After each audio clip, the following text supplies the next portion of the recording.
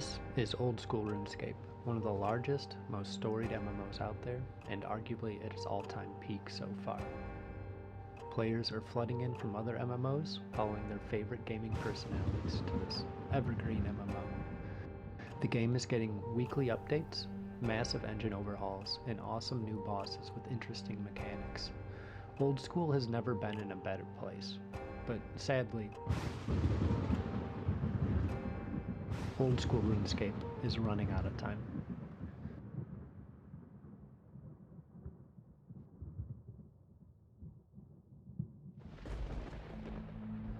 Calm down. Old school RuneScape isn't actually going anywhere. We are currently in a second golden era. Player counts are peaking after an awesome string of updates introducing a new continent expansion, interesting bosses, useful weapons, new mechanics, and an evocative world design. All of this hard work and effort from a very passionate and dedicated mod team has led to old school having its highest peak player counts of all time, and that's without the pure adrenaline boost and engagement cheat code that is leagues. If we bring up the graph, we can see the previous spikes in player counts all coincide with leagues releases. Delving into leagues is kind of beyond the scope of this video, just know it's a lot of fun and it is a big event in the community. The important question is, how did this random content expansion lead to all of this, and how are we running out of time? So let's be honest here, the JMods have been busting their asses for a long time to make interesting stories, exciting boss fights, and strong weapons that align with what the player base want. They have been so successful and in tune with the community for so long that Jagex has been putting more and more resources into improving and expanding the game. And so far, it's definitely paying off.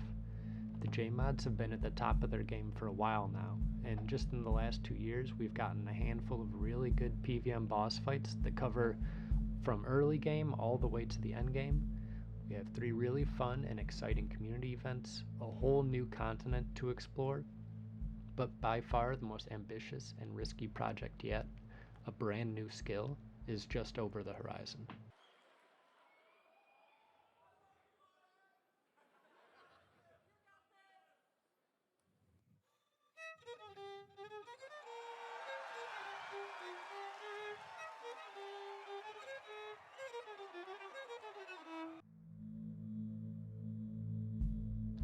I can tell the more terminally online old school players are already rolling their eyes thinking, oh, here we go again, another salty shamanism voter. But no, actually I'm an avid sailing supporter, maybe a sailing superfan.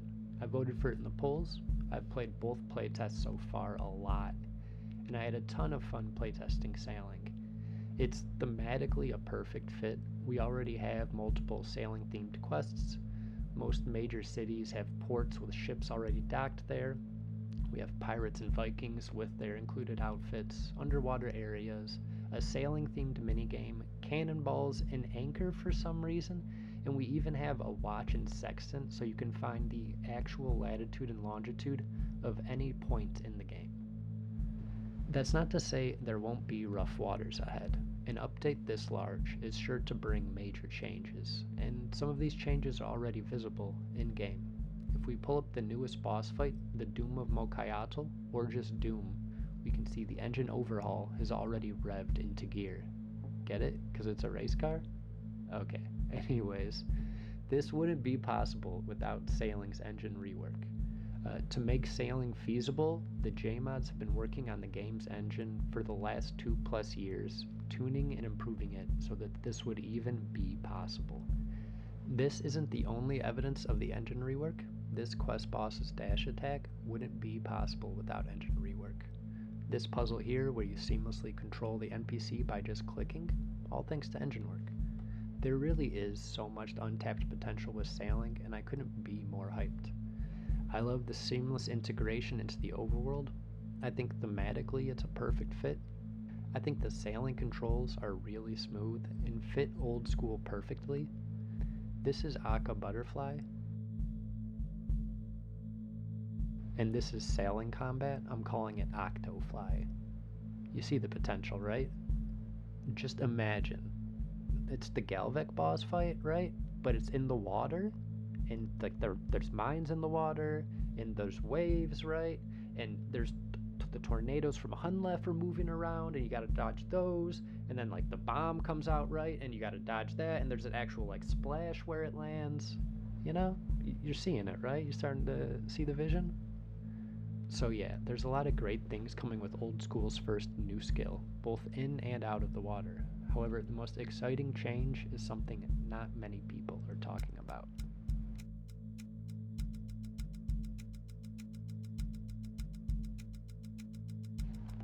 The high scores are fundamental to Runescape. If you've played Runescape at any point in time, you probably know who was rank 1 during that time period. Whether that was Zezima dominating in the early to mid 2000s, or Lynx Titan and their stranglehold on rank 1 for basically all of Old School's existence. Players in RuneScape hold the high scores in high esteem. For many, it can be a badge of honor. Others may see it as a diaper of regret, but that isn't the norm.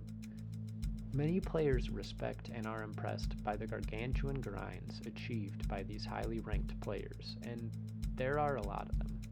Most players are aware of overall rank number 1 Lynx Titan, but there's a lot of leaderboards here, and some of these other leaderboards are just as insane. There's JCW, who is rank 1 on the Skiller high scores, with 3 billion total XP, 99 Slayer, and no combat stats.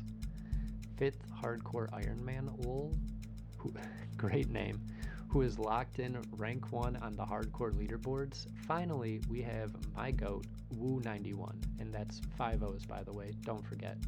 Woo plays UIM just like me, but unlike me, Woo is an absolute beast. I've been playing semi-casually for 6+ years at this point. I have around 300 million total XP on my UIM, which is a shit ton. You know, I'm in the top 1,000. You know, humble brag, no biggie. Top 1K, okay. Woo has 3.5 billion total XP, and the gap between him and second place is larger than my entire account. Yeah, but what does this have to do with sailing and time? Well, I'll just let the JMods explain it. Cool. Does anyone want to touch on the high scores? I believe we said we were going to archive a bunch of the top players from the overall high scores. I think there's a lot of sort of prestige in players sort of saying that they got to these positions first. I believe when we put the survey results out, most players said about 100 was how many people we should archive. I'm personally not opposed to going a bit higher to around 250 if players want. To me, this is a community decision. This isn't a decision for us. It's what they decide is the best outcome to remember, like how many players should be remembered as the standing of the overall high scores before sailing launched. Like who got 4.6 billion first is something that probably wants to go down in history as a significant achievement and be remembered, not just lost to time. And I think that just having that position on the high scores, like an archive section, is just sort of that way of saying we're not going to forget the amount of work, effort, and achievements that these players really put in, And it's not just like an archive that's like hidden in a dusty binder somewhere for no one to look at, right? It will be very visible. We'll probably call it something epic, like Hall of Fame or something, It should be applauded, absolutely. It's an insane achievement. And there's some cool things that we can do with the visual icons potentially on the high scores. We kind of explored that with some visual icons to show those players. Yeah, we never got complete confirmation from the team that look at the high scores, but we were very interested in sort of just having like a symbol of like, this is someone who was archived as part of the top 100 or the top 250 on the actual permanent high scores, so that you can see, oh, this player may be, rank, 70 now, but if I click on that icon, oh, I can see that they used to be, rank 50 or something like that, right? Yeah, so I lied. It's not Old School that's running out of time, it's us, the players. Those of us who are desperately trying to get their first ever max cape, those of us desperately trying to climb ranks and be permanently enshrined on the leaderboards, those of us in the shadows prepping for the biggest race in over a decade. Sailing has given us, maybe for the first time ever, a definitive clock, a true sense of FOMO in old school RuneScape. Sailing is the first new skill for players of old school since the servers were brought back in 2012, and the first ever real shakeup to the high scores. Some of the newer players are already starting to feel the pressure. But I want to get that both on, man, before sailing comes out, man. I really do. I might have to up the runs. I don't want to do that though, but that's how you burn out. But it's kind of like almost a deadline. While more established players are secretly preparing for arguably the biggest race in over a decade, I'm definitely in both camps, trying to put the finishing touches on the current era while at the same time creating maybe the most ambitious idea of all time. So, time is running out, and that doesn't have to be a bad thing. RuneScape has gone through many different eras, from Zezuma's Golden Age to the Renaissance era of Link's Titan, and beyond to whatever era we are about to enter. RuneScape will not die. It may be changing and evolving, but it's not dying. And I'm very excited to see what additional changes and activities sailing will bring to the world of Gielinor. Alright, cat's out of the bag. Good luck to everyone grinding for now, and good luck to everyone prepping for the new era. You're gonna need it. So for now, I'm going to leave you with a word of advice. Prepare. And prepare well. The clock is ticking.